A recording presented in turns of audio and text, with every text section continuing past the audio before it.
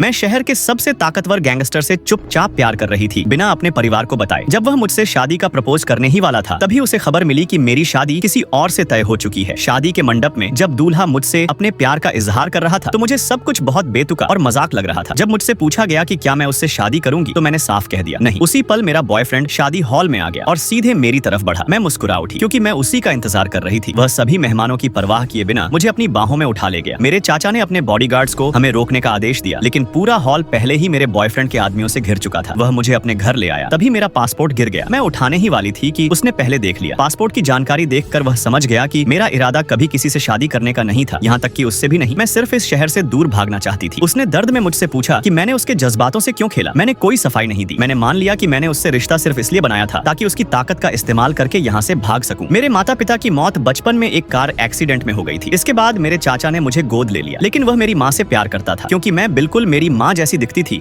वह अक्सर मुझे अंधेरे कमरे में बंद कर देता और बाहर जाने से रोकता। इस घुटन भरे परिवार से बचने के लिए ही मैंने अपने बॉयफ्रेंड के करीब जाने का नाटक किया, और उसने सच में मेरी उम्मीदों पर खरा उतरते हुए मुझे वहाँ से निकाल लिया। सब कुछ जानने के बाद भी वह मुझसे बेइंतहा प्यार करता रहा। उसने मुझे गले लगाकर पूछा कि क्या मैंने कभी उससे सच्चा प्यार किया था। उसका दिल तोड़ने और उसकी उम्मीद खत्म करने के लिए मैंने झूठ कहा। नहीं, वह बहुत निराश हुआ। फिर भी मुझे एयरपोर्ट तक छोड़ने गया, क्योंकि वह मुझसे बहुत प्यार करता था। इसलिए उसने मुझे आजादी दे दी। जाने से पहले मैंने उसे गले लगाया और चाहा कि वह मुझे भूल जाए, लेकिन मेरे जाने के बाद वह दर्द में जीता रहा। एक दिन उसने मेरी बनाई एक पुरानी पेंटिंग देखी और टूट कर रो पड़ा। उसे एहसास हुआ कि उस पेंटिंग में मेरे जख्म और मेरा दर्द छुपा था। उसे अफसोस हुआ कि वह पहले मेरी तकलीफ समझ नहीं पाया। उसके छोटे भाई ने उसे मुझे ढूंढने की सलाह दी, लेकिन हम दोनों ने एक दूसरे का हर संपर्क मिटा दिया था। जब वह पूरी तरह टूट चुका था, तब मेरी सबसे अच्छी दोस्त उससे मिली। मेरी दोस्त नहीं चाहती थी कि मैं इतना अच्छा इंसान खो दूं। उसने चुपचाप उसे मेरा पता दे दिया और बताया कि मैं उससे हमेशा प्यार करती थी। यह सुनकर उसे हिम्मत मिली और वह मुझे ढूंढने निकल पड़ा। जब वह मेरी आर्ट स्टूडियो पहुंचा, मैं नई पेंटिंग तकनीक सीख रही थी। पेंटिंग पूरी करते ही मैं थककर बेहोश हो गई। अच्छी बात यह थी कि उसने मुझे समय पर पकड़ लिया। वह मुझे अपने घर ले गया और एक निजी डॉक्टर बुलाया। डॉक्टर ने बताया कि परिवार की लंबे समय की ज्यादतियों की वजह से मेरे शरीर को ठीक होने में कम से कम 6 महीने लगेंगे। यह सुनकर वह बहुत शर्मिंदा हुआ। उसने मुझसे वादा किया कि जिसने भी मुझे दर्द दिया है, वह उन्हें इसकी कीमत जरूर चुकवाएगा। सब्सक्राइब मोर।